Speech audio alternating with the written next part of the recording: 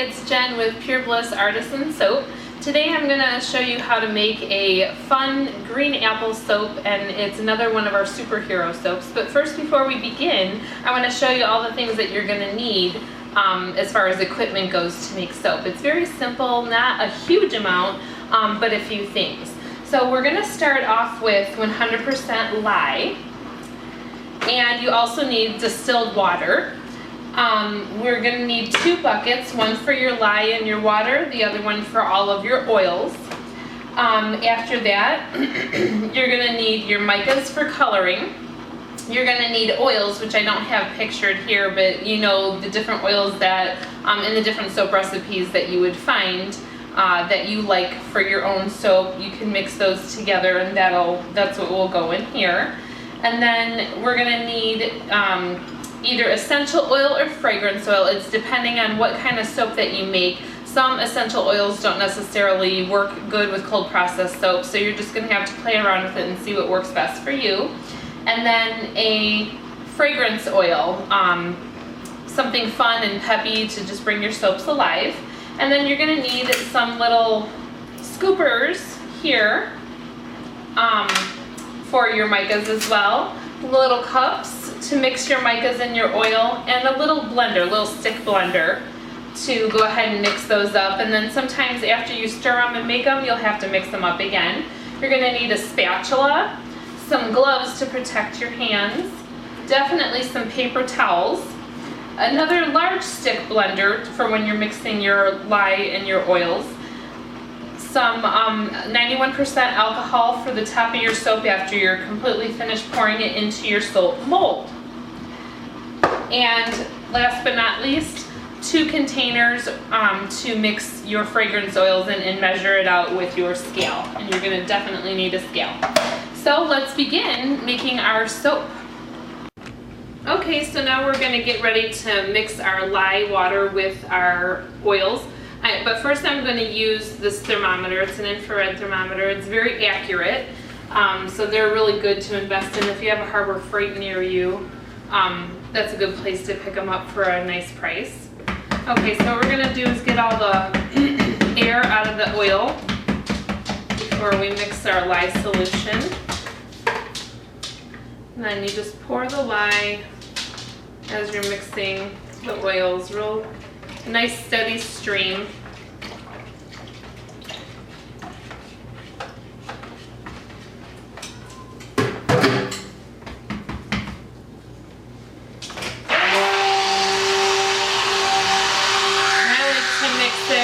Before it comes to a full trace. That way you have more time to work with it. You just want to make sure that all the oils turn opaque so they're not just oily looking. You want to make sure that the lye and the water and the oils are coming together.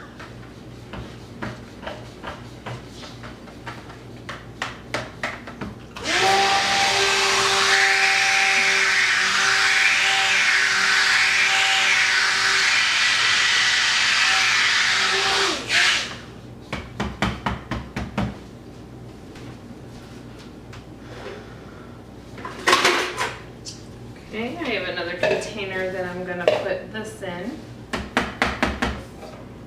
It's coming to a thin trace, and I've got other containers because I'm mixing 3 different colors. My colors are green, brown, and purple. And I'm doing this, I'm putting them in the containers first because I don't want to mix the titanium dioxide and the brown. I'm going to put vitamin E oil. Actually, I already put vitamin E oil in the batch, so that'll take care of what's in the brown. I'm going to get my scraper and scrape. So I'll tell you a little bit about us. Pure Bliss was formulated about 2 years ago. Our soap making endeavors began when we started homeschooling our kids, and it was a science/history project. We did a pioneer project with our son about 7 or 8 years ago, and we thought it was pretty neat, so we started making soap for our family. Just because there was no extra additives, no harmful chemicals, and the kids really enjoyed making it. Okay, so I'm going to add my titanium dioxide to a couple of these. I'll go ahead and stir it in and incorporate it really good. I don't think this is a good spoon, so I'll go ahead and use my spatula. So with this one, I'm going to use the green apple fragrance oil. It smells delicious. It smells like food, but I just love the green apple scent. It just smells like harvest time, and it's real fresh and crisp.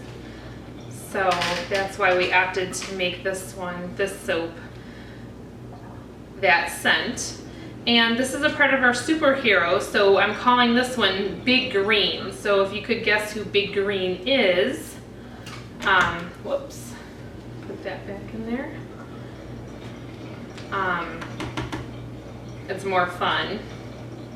Okay, and what I'm gonna do is go ahead and add my colors to each one.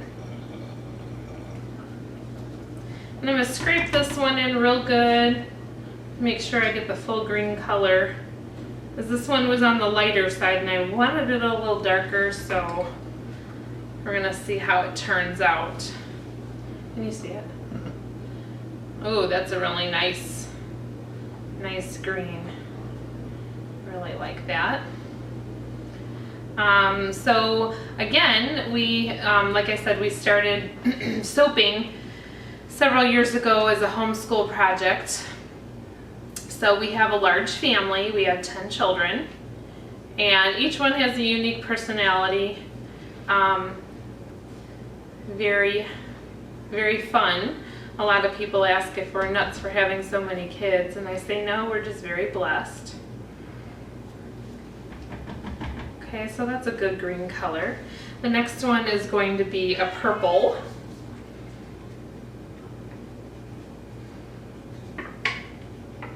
And this one came out nice and dark, so you don't have to worry too much about that one. It's a really pretty color.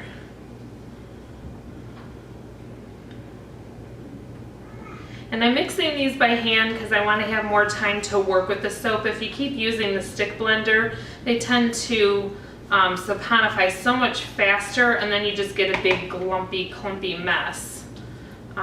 Whoops. Like we already have messes anyways, because I'm spilling everywhere. Okay, and then the last color is a brown.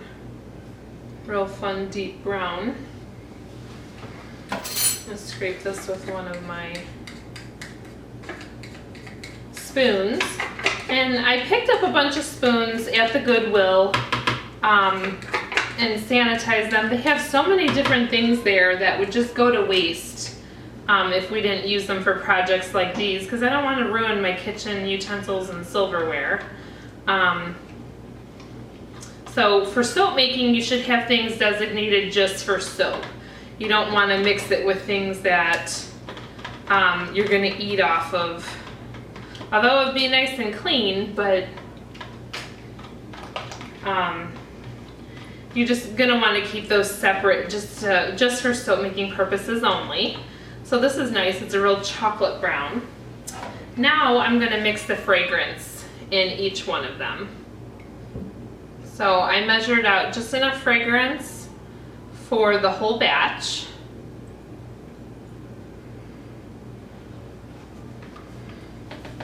If it's a fragrance oil that I know is lighter and I want it to smell, I'll do about 2 ounces. If it's a fragrance oil that's real heavy duty, I'll do less. You really gotta use your nose when you're fragrancing soap and determine if it's gonna be a heavy duty smell or if it's gonna be something real light. And if it's something light, you might wanna go a little heavier on. And what I do is, if I'm gonna go heavier on the fragrance oil, I discount the oil that I'm making the soap with. So just keep that in mind. Okay, this one I'm gonna have to use the stick blender.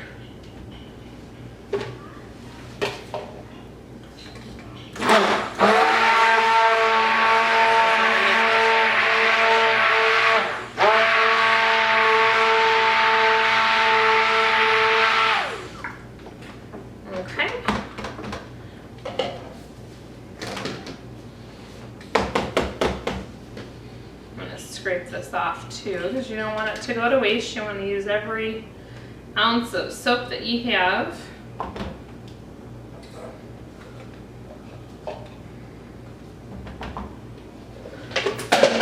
Oopsie, I knew that was going to happen. I'm going to zip this one up real quick.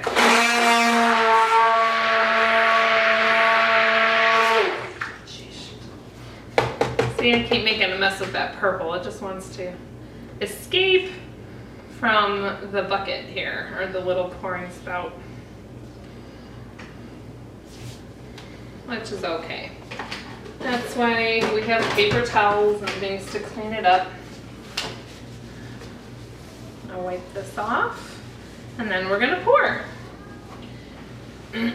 So what I do is I make enough to use an extra 1 pound mold. That way we have it for the kids, so they can have some family soap, especially the fun ones like these, the superhero ones.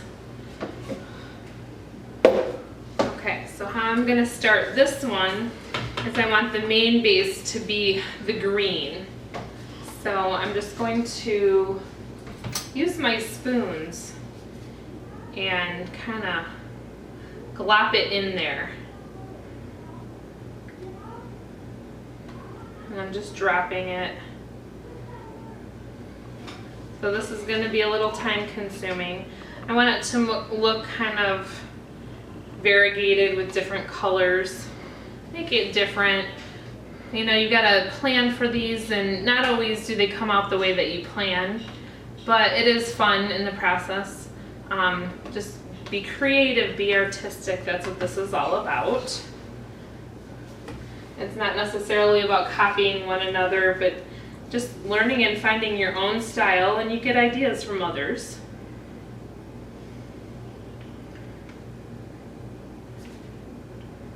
And it's a lot of fun. I find in the soap community, everybody's very positive and says kind things to one another, encourages one another. It's a really fun community to be a part of.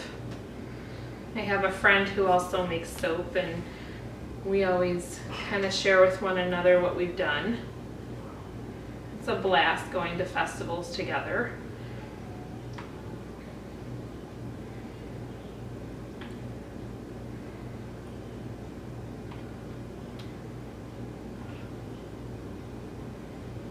Just filling in all the little pockets with each color. And then I'm going to smack this down just a little bit. Okay. And then the brown. The brown is kind of thinner. It didn't get clumpy or gloppy. So this one I could pour little streaks of it in and just kind of do little swirls.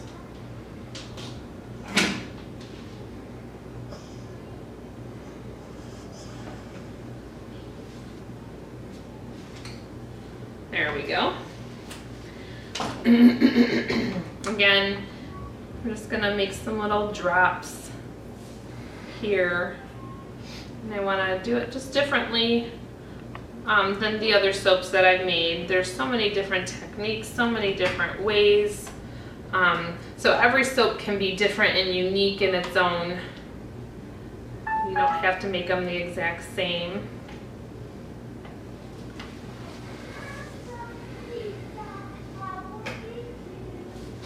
Oops, I'm just making a mess with this soap. Okay, so I'll tell you a little bit about the things that you're going to want to wear while you're making soap. You're not going to want to wear your Sunday best or things that you would wear to an office. You're definitely going to want to wear grubby clothes, because if you get lye on there or some of the saponified soap, it could discolor your clothing a little bit. And you always want to wear something to protect you, whether it be an apron or one of those medical jackets. That's good to protect your arms. And then I'm going to smack this down again. And then always wear safety goggles. If you can. You want to protect your eyes. Safety always first when you're doing something like this. You don't want to get hurt or have to go to the emergency room while you're trying to have fun with your hobby.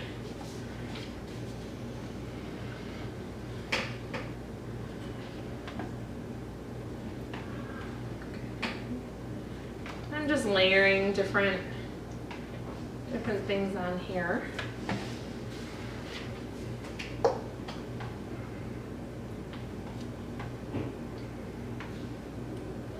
Putting different colors in, variegating it a little bit. And the green is really thickening up pretty quickly, but it works out because that's exactly kind of how I wanted it. That way it'll be firm as I do it. That way it's not a runny mess as you put things together. Okay, and I'm going to run some purple or some brown along here. Just do something different. This will be pretty neat once we cut it.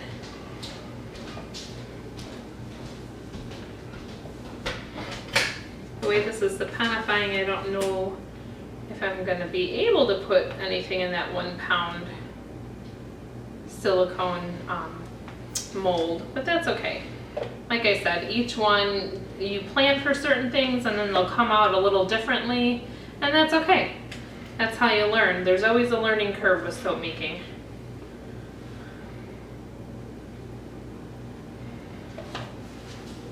I'm just smacking it down as I go, and you can kind of see what it looks like.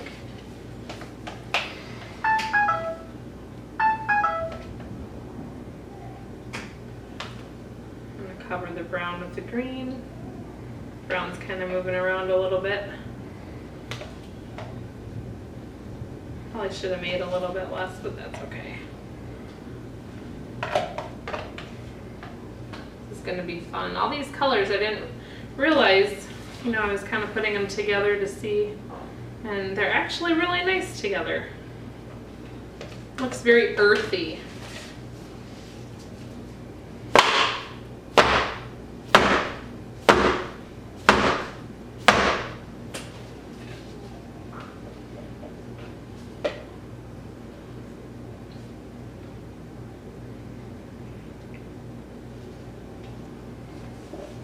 I'm going to do little dollops here. And more green. Put it on top of the purple here. Okay, and we're going to finish it off with the brown. Just doing little loop-de-loos here. I think maybe I should have mixed a little less brown. But again, it's part of the learning curve. Let's smack this one down again. Whoops.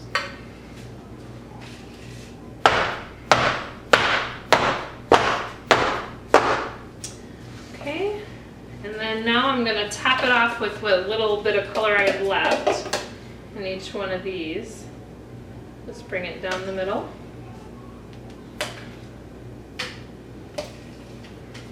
You want to scrape everything that you can, leaving very little behind.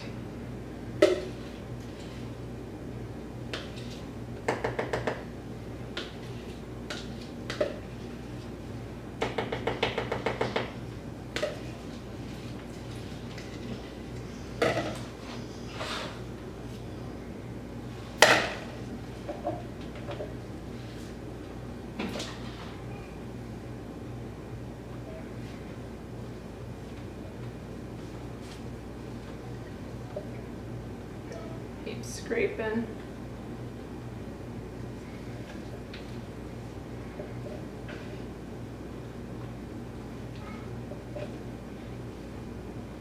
This will be a really neat soap once it's finished.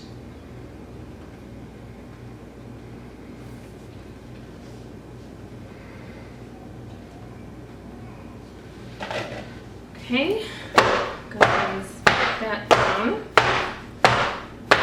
All right, now we're gonna swirl it. I'm gonna go ahead and take my spoon.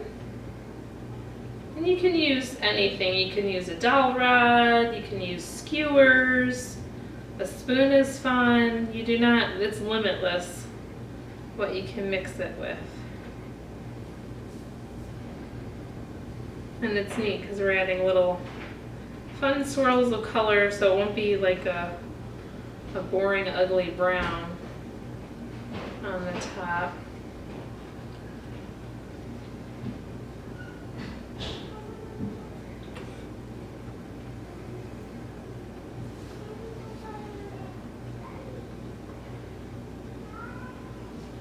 Okay.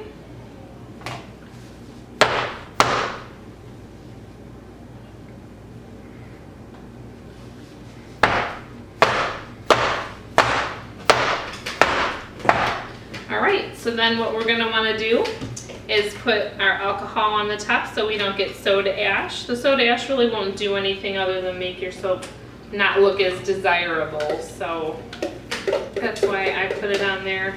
And soda ash could tend to dry your skin out, and you don't want that. You have this beautiful soap that you want to use and share with others. You do not want it to dry out your soap. Okay, so just do a generous amount, and then we're going to go ahead and stick it in the oven so it can go in and out of gel phase at a slower, more consistent rate. Okay. Thank you, and stay tuned for our next video. Here is our superhero, the big green soap that we did last night, and we're going to be cutting it. It looks really pretty, so I'll show you all the sides there. And now we're going to start cutting it.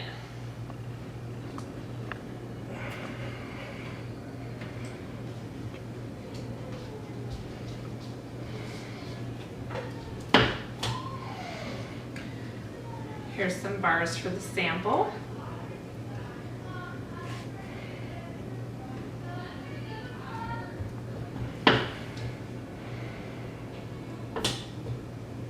That looks really cool. I really like how this turned out. There's a bunch of fun layers. And I like the grouping of, that really looks like the superhero big green that we're talking about.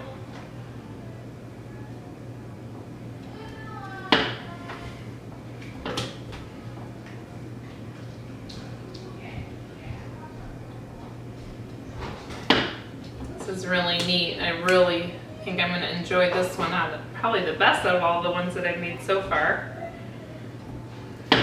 Which is neat. We just keep making them better and better. And that's what happens when you make soap. You just come up with some different ideas, some neat ones. It's all about thinking outside the box. That's what artwork is. And this essentially is artwork.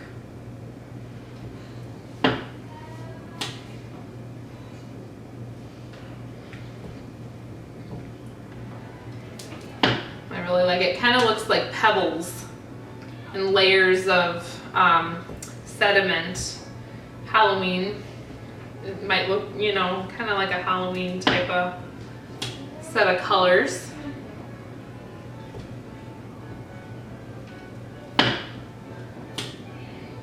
Which is really fun. Each one is unique and different. You don't have one bar, or two bars I should say, that are the exact same. They're all pretty different. Which that's neat because when your customers buy your soap, they can each get a unique soap.